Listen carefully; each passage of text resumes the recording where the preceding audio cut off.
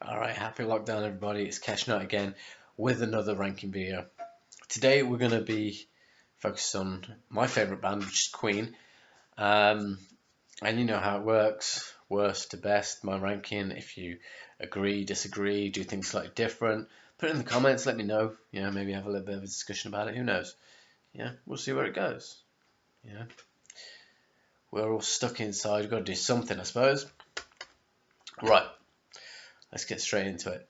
So the first on the list, and I'm sure everyone can agree, the Hot Space album, 1981, 82. Man, where to go with this? As Freddie once said, they tried to do it to move into the funk soul category. And personally, I don't think it worked. If this was released by another band, obviously everything was the same. If it was another band, it could have worked. It might be a good album, if you're into that sort of music. But in the Queen catalogue, it just doesn't fit. It doesn't work. And yeah, it's their weakest album, with the odd exception, with Under Pressure, along with David Bowie. Right, so you got Stay in Power. Very, I don't know, it doesn't even get you in the mood for the album. The Dance at Back Chat kind of sticks in your head. I don't know why. Body Language, I remember hearing a lot of stuff about the video being banned and whatnot. When I eventually saw it, I was just like, really? It's not that bad. Why was it banned? But I suppose I can understand. Then Action This Day is a bit more cheesy. It picks up the pace a little bit, and it's slightly more reminiscent of Queen as Queen, Then Put Out the Fire. It's cheesy, yes, but again, it does fit more being Queen, although not Queen. You know what I mean? It's one of the better songs, one of the best songs on the album. For me, there's only 3 songs which I kind of really like on here, even though one I don't want to hear again, and that is Action This Day, Put Out the Fire, and Under Pressure. You got Life Is Real, which, in brackets, song for Lennon. I understand why they did it, but I don't think it's that great. Calling All Girls is nice and cheesy, It's I don't know. I don't know where to go with that one. It's not too bad in my opinion, but it's not Queen standard, Las Palabras del Amor, d'Amor, whatever. I don't know. I can't speak whatever language that was. I think it's French, maybe Spanish. I don't know. The Words of Love. It's an okay ballad, but no. And then Cool Cat, which I think is the weakest song on this album, and Under Pressure, the strongest song on this album. There was another song which is called Soul Brother. It's the B-side to Under Pressure. I was curious about it. I've got the single from Under Pressure, but the B-side was scratched. It took me years before I was able to hear it, and what an anticlimax that was. I was like, yes, I want to hear this Soul Brother thing. Did I just say Soul Brother, Cool Cat? Yeah, Soul Brother was the B-side, and no, really doesn't do it. So right at the bottom, you got the Hot Space album for me. Next up, we've got the Queen and Paul Rodgers album, The Cosmos Rocks. Yes, I've thrown this in. It is part of the Queen catalogue. It may be under the name Queen Plus. Yeah, Queen Plus Paul Rodgers. When they did Greatest Hits 3, it was labelled as Queen Plus because you had songs with Elton John, George Michael, so on and so forth. With this, I've actually got the 2-disc version with the DVD live in Japan, super live in Japan. This to me, it really didn't live up to the hype. I like the first song, Cosmos Rocking. I like that song. It's rocking, like that Time to Shine, Still Burning, Small. I'm really not a fan of Small. War Boys, that's a good one. We Believe, no. Call Me, yeah. Voodoo, some things that glitter. Celebrity, I am really not a fan of that. Through the Night, Say It's Not True. Surf's Up, School's Out is a bit better. and small reprise. There seems to be a bit of a tradition with a reprise. I think there's 3 reprises throughout the whole catalogue. This included. Yeah, Paul's vocals are good, but a lot of this it's more, how would you put it? There's a lot of Roger taking vocals, Brian taking vocals, and then so the majority of it just, for me, it doesn't seem like it's Queen and Paul Rogers. It's just Queen with guests. I haven't worked out how to explain that one. Um, but yeah, it's more the 2 remaining members of Queen. Obviously, John Deacon, he retired, and we know about Freddie. Freddie's no longer with us, so this came out, and I was not really a fan of it.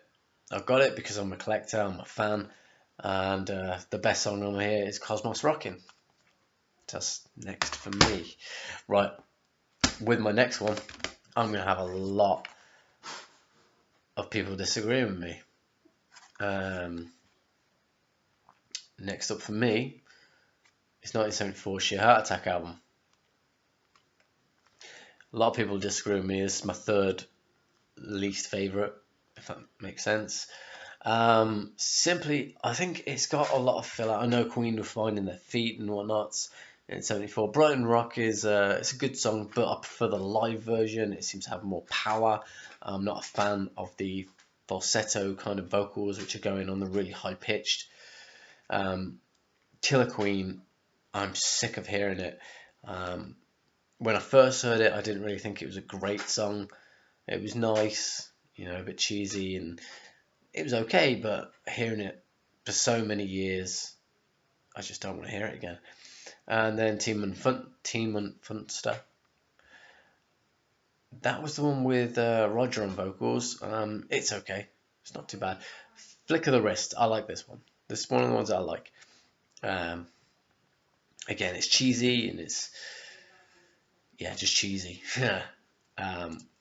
Lily of the Valley, I really don't like. It's not my worst. It's not the song that I really don't like on this album. There are quite a few songs which I don't like and would never listen to ever again. Next up, Now I'm Here. One of their best. Great live. Even the studio version is a great song. But yeah, there's no mistaking. Now I'm Here is one of the great songs. Granted, along with Brighton Rock, sometimes it seems like it takes forever when it's live. Yeah. And then In the Lap of the Gods, right? This is one I don't like. And for anyone who's a Queen fan, they might be thinking like, hang on, why don't you like The Lap of the Gods? I'll explain why. Very, very soon when I get through it. Yeah, I'm not a fan of Lap of the Gods on here. Next up, Stone Cold Crazy. Great song. I know Metallica covered it. They did a great version. A lot of people have said that the Metallica version is better, to which I say you're wrong. Dry throat. Yeah, Stone Cold Crazy. It's just, for the time period as well. It's heavy and it's fast. It kind of tells the story of Al Capone. But yeah. Then one of the more weaker songs, which I'm not a fan of, is a song called Dear Friends, sung by Brian. And yeah, not a great song. Not a great song at all. Misfire, one of the more fun songs. I like this song. It goes hand in hand with the song that follows, which Bring Back That Leroy Brown. That's a great song. Really great song. It's so cheesy, so catchy. It's just great. You got to listen to Bring Back That Leroy Brown. What a mouthful that is. Then the worst song for me, in second worst song in the entire Queen catalogue. I don't know. Skipping the Hot Space album. Yeah. the song which I really think was an absolute waste of time. Um, She Makes Me, Stormtrooper in Stilettos. I just really hate it. It depresses me. It's horrible. It is absolutely horrible and dreary and just don't. Fun side note about this album. Well, I suppose it wasn't so fun, but Brian May wrote the majority of this album while he was recovering from hepatitis something. I can't remember whether it was B or C, in which it was feared that he'd never played guitar. I think there was talks of he might have had to have his arm amputated or something like that. But yeah, he was recovering from hepatitis, which is something I read a long, long time ago. So he wrote the majority of the album. Then, the last track on here, In the Lap of the Gods Revisited. That is the version which everybody knows. That is the great version. That's the version that I like. In the Lap of the Gods, track 7 on here, it's just no. And nobody knows it, okay? Nobody seems to know that there is 2 versions of In the Lap of the Gods. And it's the revisited version, which is the one that was sung live, and it's got that crowd pleasing, with the crowd getting involved, bang, that's the great song on here, and it's one of my favourites. But all in all, I'm not really a fan of the album. Next up, maybe this was due to what came before it, but Day at the Races, 1976. Yeah, there's going to be a lot of haters, but hey, I don't really reach for this. One thing I hate about this particular CD, I don't know, I know it wasn't on the vinyl, but if you have a look at it, it's got track 1 there as intro. Granted, it is an intro, but why waste entire? I've got to press skip. It annoys me. I'm just really not a fan of them intro tracks. The really long intros, and so they have to give it its own track. A classic example of that would be Iron Maiden's Satellite 15, Final Frontier. Final Frontier is a brilliant song. The Satellite 15 thing, waste of time. Get rid of it. Okay, they merged it all into one track. Really long intro. Hate it. Hate that intro. But anyway, back to Queen. Right, so that's just a little pet peeve of mine. Time of the Downs, great song live. Everybody knows it. I'm not really tired of it. I have heard it quite a few times, and it's still really good for me. It's followed by Take Your Breath Away, which I think it really slows down the momentum that it picked up with Time of the Down. Longer Way picks it up a little bit because it's a bit more bouncy, I guess. Millionaire Waltz. I think they were trying to do Bohemian Rhapsody Part 2 with this. There is a really powerful part in there, that sort of brings up, because it's a bit cheesy. It's very piano-y and ding ding ding ding, kind of thing. Bit tingly. I can't remember the word. Sparkly, I guess. But yeah, that's an alright song. And then You and I, again, it's very poppy, very bouncy, and a bit more lovey-dovey. One of the greatest songs is Somebody to Love, which comes up next. Everybody knows the song. Powerful song. In the past, I've had disagreements. People would be saying that George Michael did it better. George Michael did it live, and the Freddie version live is better than George Michael version live. George Michael version live is good. And basically, the live versions of a lot of these songs are so much better, because a lot of the live stuff that I've heard, with the exception of Rainbow 74 or whatever, it's all done in the 80s, or about 79, 80, kind of thing. And so they've improved as musicians. It's just a lot better, right? That's followed by White Man. White Man, what a song! Great song, brilliant song. And then the momentum just drops completely. They've got this build up. You got Some Ways Love, White Man. It's all Stairway to Heaven style, kind of theoretically. Where Stairway is constantly getting more powerful and upbeat. Just completely drops with Good Old Fashioned Lover Boy. It's just too cheesy, and just drops some momentum, and then it drops even further with Drowse, and I don't know where to go with Drowse. It's drowsy, it's horrible, and then nice closeout song with Teo Toriate, or Let Us Cling Together. It's a nice song. I kind of like that one. Just nice close, but that's my number 4. In reverse, obviously. Next up is Queen 2, second album, 1974. Right. This album has a lot of great stuff on it. A lot of good stuff. Not so strong, but it was their second album. And basically, if you look at the cover, obviously it's the famous Bohemian Rhapsody pose. A whole, possibly year and a half, before Bohemian Rhapsody was released, or the video anyway. I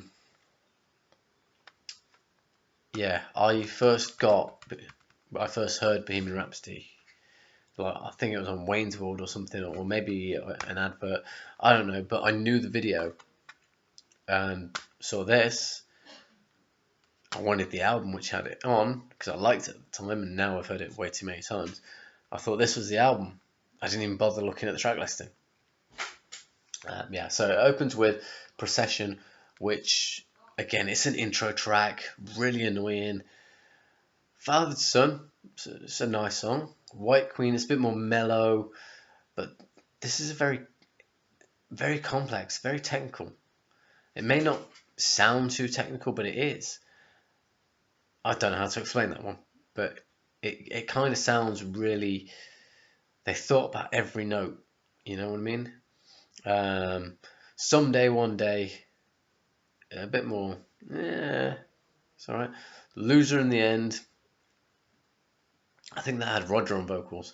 Obviously there were a few more with Roger on vocals there, but it's a good song. But one of my favourites of the album is Ogre Battle, right? The succession of these songs, they sort of merge into each other. Your Ogre Battle, Fairy Tale's Master Stroke, which is a bit more cheesy, but it fits. Somehow it fits. I don't know how.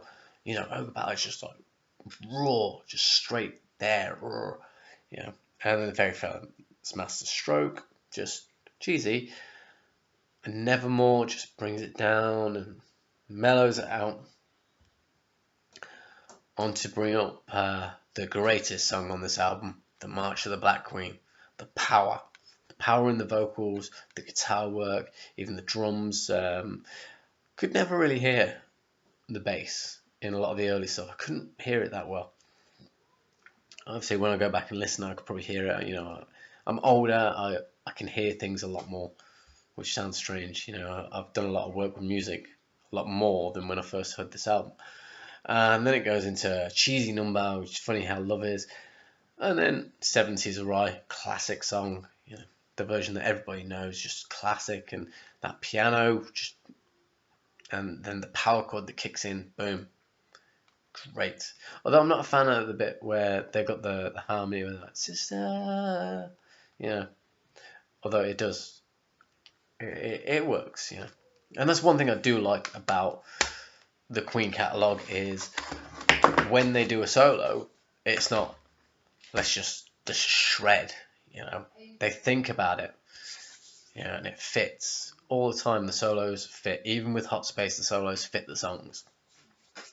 Right, next up. And my back hurts.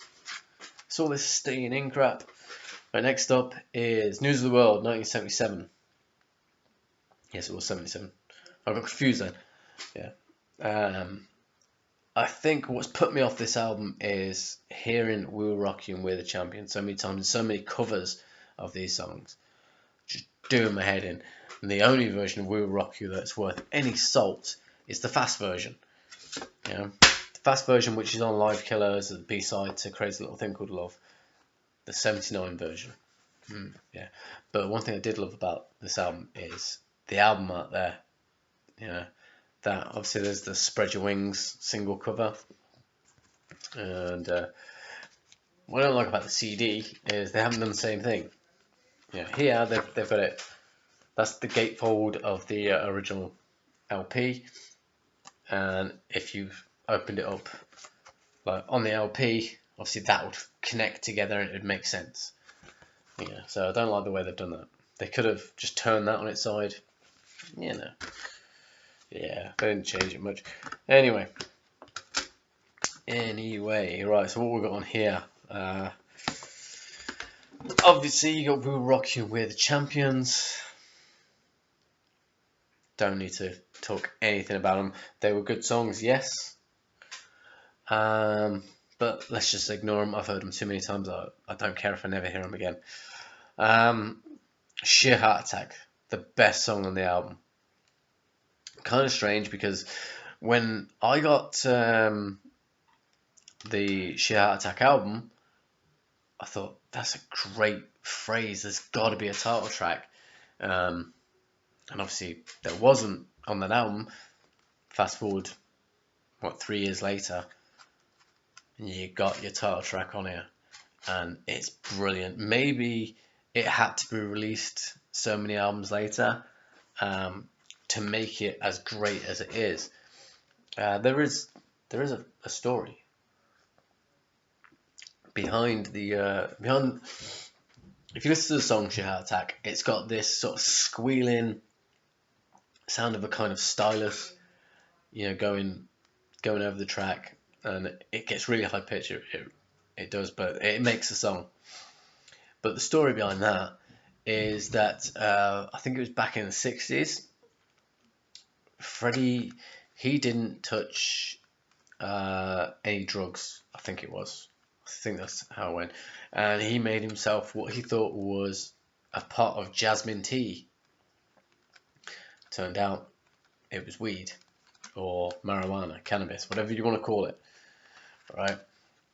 So I think the rest of the band at the time, which didn't have John Deacon, they walked into his flat to see Freddie sort of dancing around the room, flapping his arms, and he was listening to Frank Zappa's "Only in It for the Money."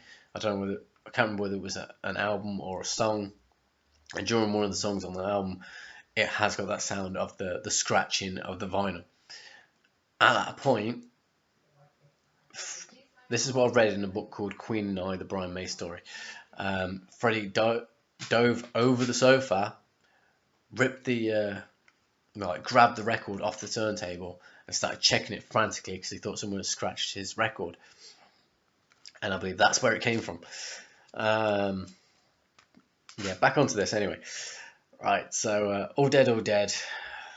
When I first heard it, I kind of liked it because it was a bit,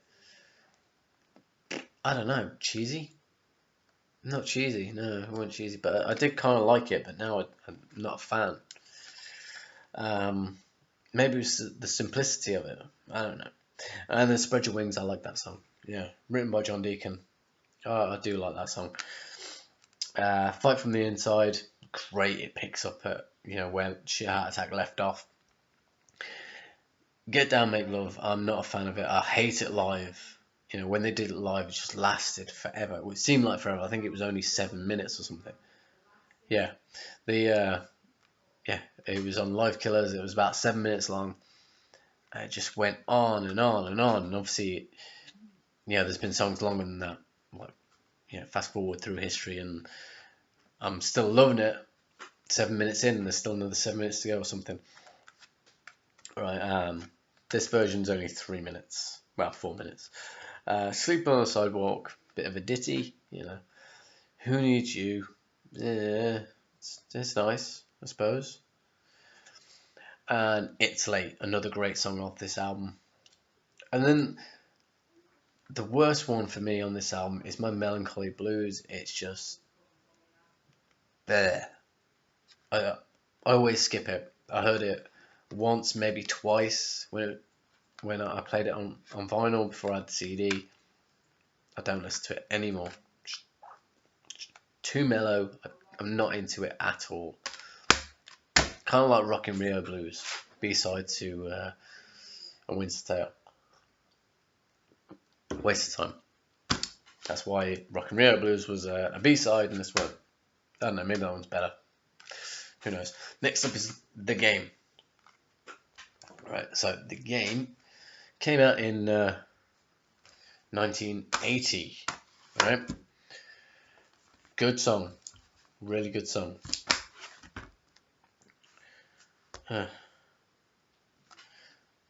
Getting messages. Fair enough. Yeah, so that's say it's a good song or a good album. Either way, it's a good album, strong album.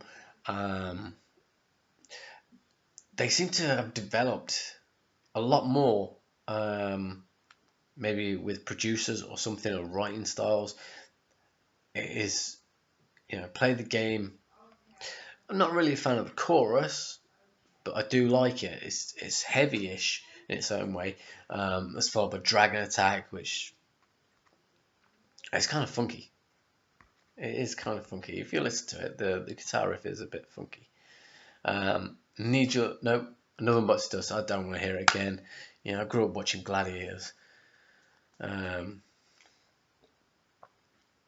Well, okay, I was half grown up when Gladiators was on TV. I think Gladiators was early 90s, and yeah, I was practically a teenager. And, it's just all the time. Another One Bites the Dust. I'm glad I don't hear it as often anymore, but I still don't want to hear it. And Need Your Loving Tonight. That one, I like it. I don't know what to say about it. I just like it. Crazy Little Thing Called Love. Everyone seems to love that song. And even though I've heard it so many times, I can still listen to it again. Who knows? Rocket, Prime Jive. It's good. It's good. Don't Try Suicide. Tackled a serious subject, and they made it work. Although the weird thing about that song is there used to be a cartoon called Sharky and George, and the bass line for that, weird saying I never used to hear bass, but the bass line for that, it is very reminiscent of the intro to Sharky and George. Maybe they took it from this. I can't remember when Sharky and George was actually made. So maybe they took it from this, or maybe the other way around, or maybe it's just sheer coincidence. Yeah. Sail Away, Sweet Sister. It's a great song. It's a nice song, sung by Brian. Even when Axl Rose covered a clip of it, which a lot of people don't know it's a Queen song, that they think Axl improvised it. And when I first heard it, it was on the Use Your Illusion 2 album. Well, not on the tour, the video for the tour. And a friend was saying, "Oh, there's potentially a new song which they never released." Obviously, we heard it, we saw it years later, and they never released this song. What's happening? And it was fast forwarded to the part in the Sail Away, Sweet Sister. Like, yeah, he's done it good. And friend was, yeah. This sounds like it could be a nice song. It could be another Sweet Child. Like, no, it's a Queen song. Just Queen song. Damn it, Tones, will you get off the Xbox? Keep getting notifications, it's getting achievements. Right, but yeah, Sail Away, Sweet Sister, it's a great song. Coming Soon, it picks up the pace, and it's got a sort of thunderous drum beat, and I like it. And then to close out the album, the best by far.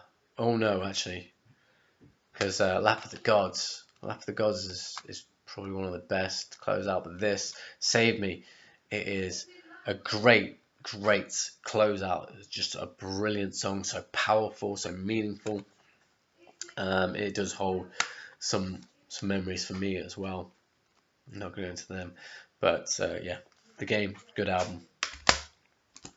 Next up, 1978's Jazz. Okay, you know, people are thinking like, are you even a Queen fan? The order you ranked them? Like, yeah, I am.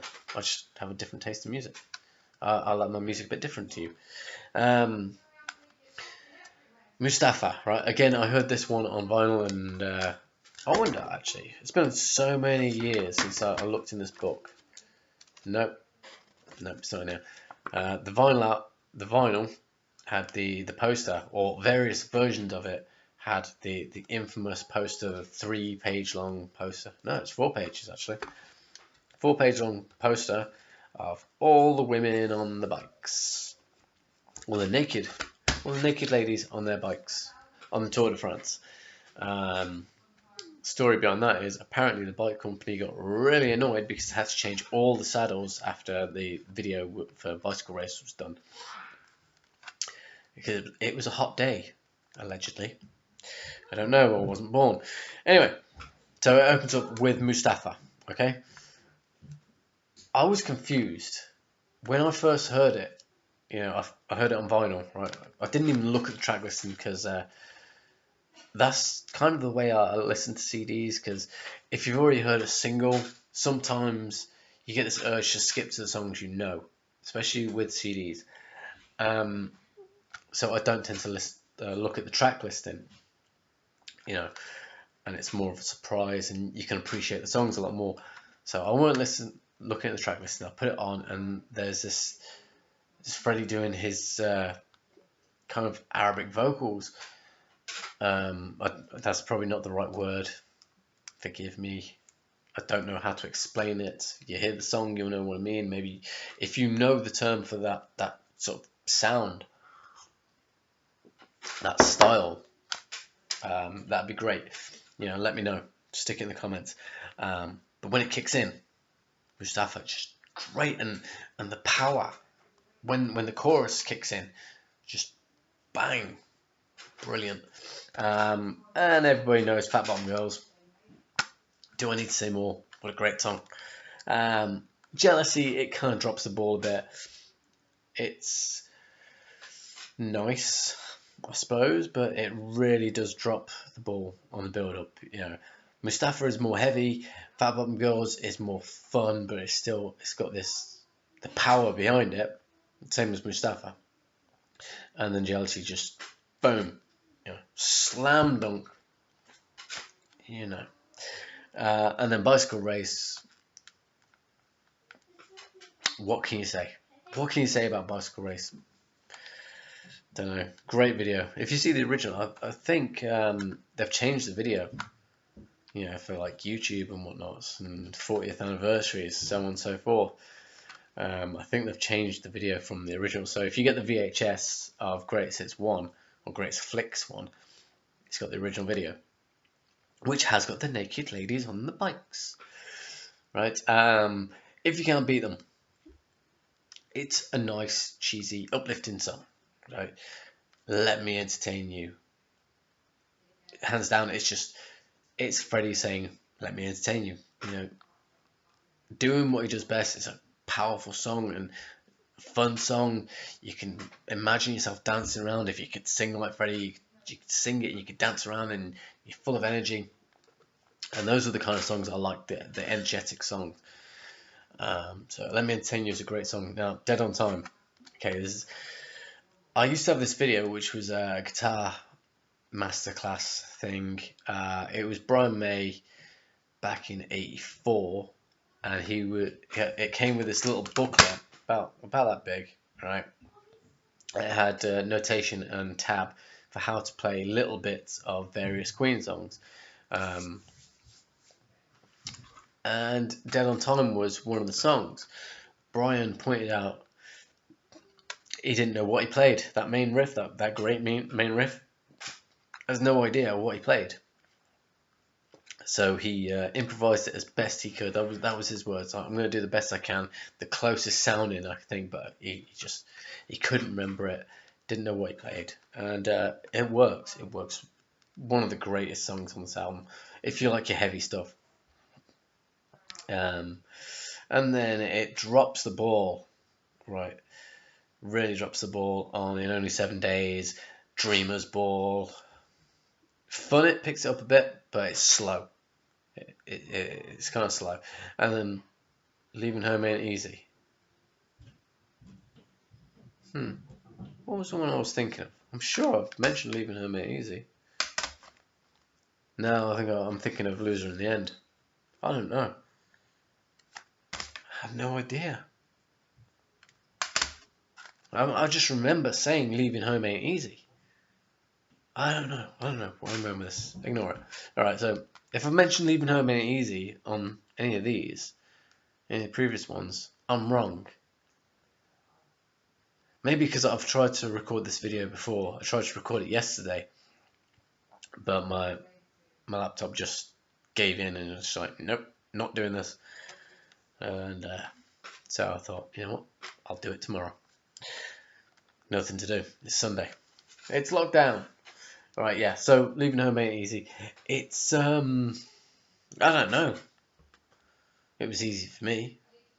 But I guess the 70s were a different time. You know, this is 1978, so yeah, it was a different time.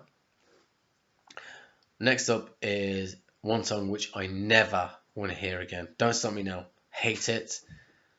I've heard it that many times. It seems to be the only song which anyone will sing. It's always on at parties. And don't you just hate it when you get interrupted? Hate it. Having to pause a video. Really annoying. Yeah, so as I was saying, I don't want to ever hear Don't Stop Me Now again. It's just overplayed. It's at all parties, and it's just... I hate the song. So skip that. Nah, never play it again. Never listen to it. You don't want to listen to it. It's not that great. More of that jazz to close out the album. It's very melodic in its own way. It's sung by Roger Taylor, and it's okay. It's okay as a closeout, but yeah, that's jazz. Next up, a lot of people ain't going to agree with me, but it's the 95 release, Made in Heaven, right? Okay, one day I will see that actual statue. It's in Montreux. I will get there one day. Haven't managed to do it. I've got a little statue. I've got a statue about that big. Where's my hand? There. It's about that big. But I need to see the real one. That'd be nice for me. This album, I kind of like it. It's powerful and, you know, in its own way, it's a very meaningful and very deep album. It was the last stuff that Freddie recorded. He would like, just give me lyrics. I'll sing them. Doesn't matter. You could do the music later. Just boom, boom, boom, everything. And it has got the last song he ever recorded on this album. All right. So It's a Beautiful Day as an opener. Not a fan. To me, it's an intro track again, and I'm not a fan of intro tracks. Made in Heaven, better guitar work than the original. Obviously, they've taken the original vocals from the original Made in Heaven from Freddie's solo album, and it's a lot better, a lot heavier. That's followed by Let Me Live. There's something about Let Me Live that I like. Something about the choiry, gospely sound that it has. Then the last song that Freddie ever recorded, Mother Love. So if you don't know already, what had happened was he was going through the song Mother Love, and it was a case of, right, I'm not feeling up to it, I'll come back and record the next bit in a couple of weeks, next week or something, whatever he said. And he was never able to come back. But the power, you know, considering how ill he was, the power when it picks up, just wow. So Brian went in and finished the vocals, and it's a creepy, really creepy song, and it ties in a load of old songs. You know, it's got clips of really old songs, pre-Queen songs. The baby wailing at the end is a bit freaky. I'm not a fan of that crying at the end. I don't like that. But the rest of it, creepy song, but a great song, powerful song, meaningful song. And then it follows up with My Life Has Been Saved. I think, I can't remember if this was redone. It was a B-side to one of the singles off The Miracle. I think it was The Miracle. Might have been. Might have been Miracle. I don't know. It was one of the B-sides. I think with that album, every B-side was not on the original release, apart from Hang On In There, which was on the CD version only. But anyway, yeah, nice song. Nice song. And then I Was Born to Love You. That seems to have more power than the original. I don't know why. I have a feeling that they took the original vocals. Maybe Freddie redid them. I'm not sure, but it's a lot better than the original off the solo album. Then my favourite song of the album is Heaven for Everyone. Okay, this version, I love the solo. I think it's the solo, right? If you're a Queen fan, you know. If you're not, you don't. It wasn't officially a Queen song. It was written by Roger Taylor for his solo band, The Cross, back in '87 or '88. And on the album, on the LP version, it's got Roger singing the vocals. When it was released as a single, it had Freddie singing the vocals. And the CD version has Freddie singing the vocals. So if you want the original, you got to get the box set. Well, I don't know, I haven't got the box set. But you've got to have the LP, and you'll hear the original. It's got a weird intro, Roger talking, and Roger's talking just before the solo or something. I like it. I like the Queen version. The solo was just got so much power. Then Too Much Love Will Kill You, Brian May song off his solo record, Back to the Light, which Freddie just sang. I think he just covered it. He liked it. I don't know. The weakest song on the album, well, okay, not so much the weakest, but I don't like it, is You Don't Fool Me. It was like Queen attempting to go into the dance sort of scene that was going on at the time. Really not a fan. Don't like it. Even the video, it just shows that nightclub scene. Pretty much all the videos off here, I think, were mini movies and had really hardly anything to do with the band. So I'm not a fan of the music videos off this album. And then it's A Winter's Tale. It's a nice song. And that's followed by It's a Beautiful Day Reprise, which is a lot better because it kicks into a nice guitar riff. And I like that. But then there's a hidden track on the CD. I've got it on vinyl, right? And when the guy says, I've got Made in Heaven on vinyl, and it's the black vinyl. Me being young and like, yeah, the black vinyl. Basically what had happened was it was released on a white vinyl as well. Apparently the white vinyl was much easier to get hold of, although I've never seen the white vinyl. So I've got the black vinyl version, and I don't know, I was young. On the CD version, it's got this hidden track or unlisted track, and it's just weird sounds. It's mellow weirdness, which I always skip anyway. I don't skip it. Obviously, I'll take the CD out of the drive and just, no, that's it, done. But yeah, Made in Heaven is up there. Next, the one that everyone rates as number one. I don't. Maybe I'm tired of hearing it. Maybe I don't think it's as good as people say. A Night at the Opera. Okay, Death on Two Legs. I like it. Yeah.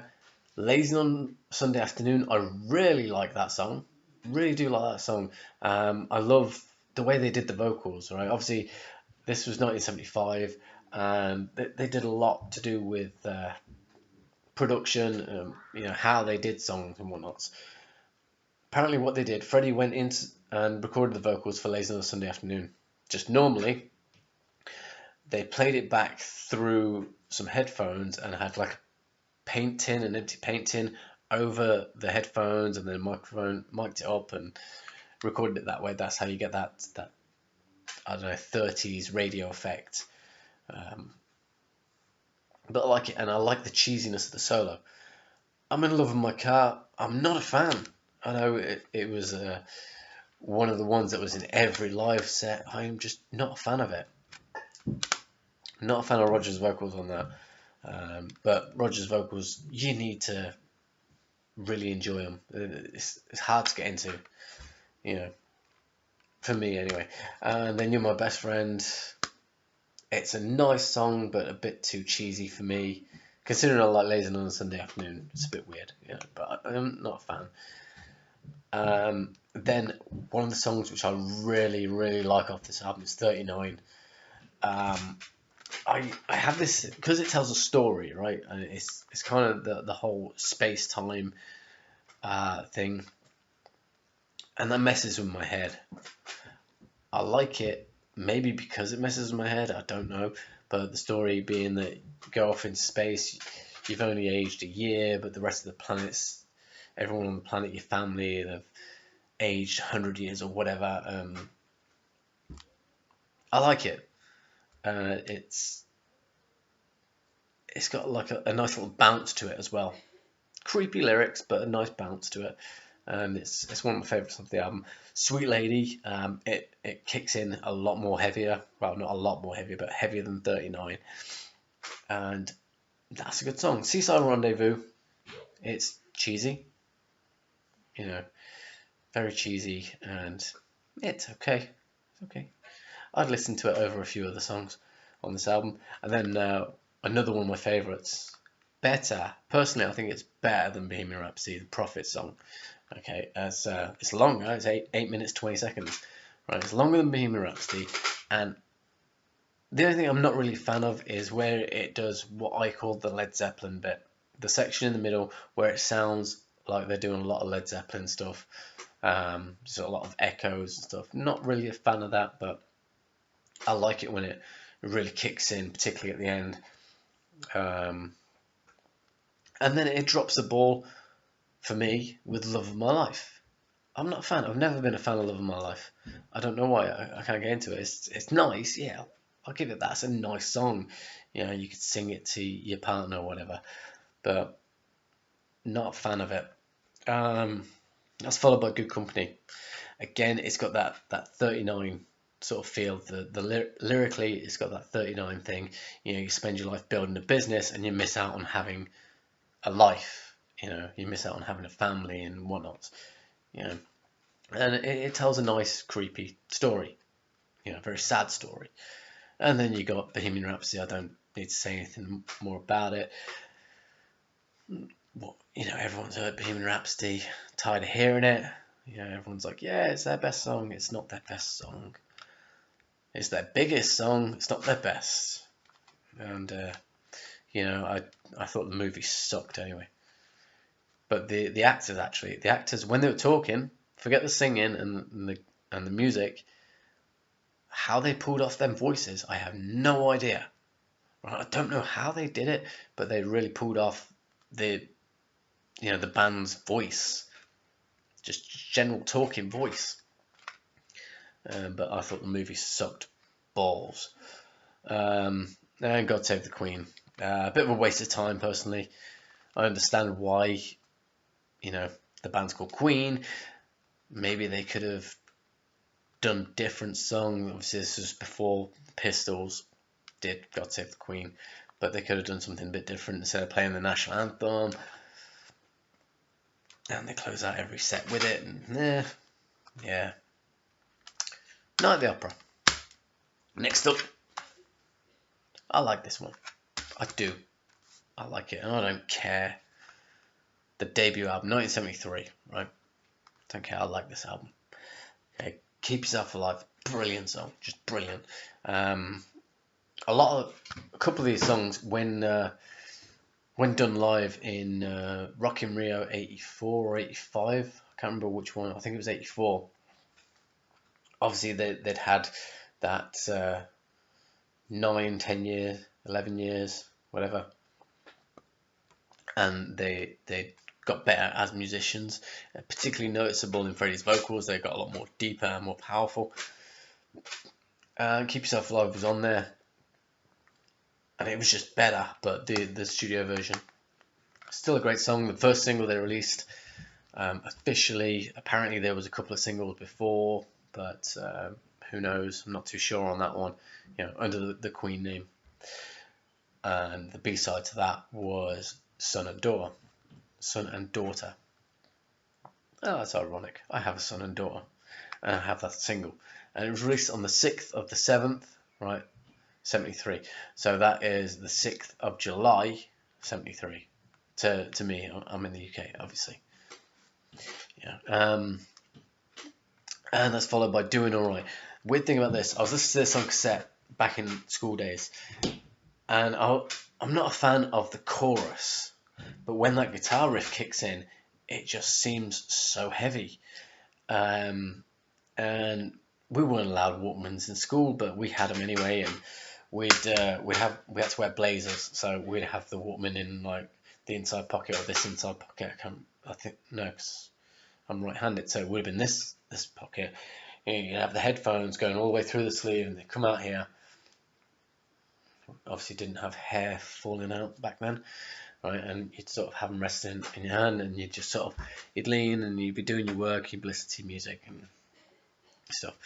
And I remember we were in PE. It was around the same time that my friend Pete drank perfume or aftershave. Around that time, I'll get into that. I'm going to do another section of videos, some more personal thoughts and memories and whatnot. But I remember some people were like, "What you listen to? What you listen to?" I used to be known as Cosmic then, so they're like, "What you listen to, Cos?" I'm like Queen, and they're like, "Oh, Bohemian Rhapsody, We Will Rock You, A Kind of Magic," or as everyone seems to call it, "It's a Kind of Magic."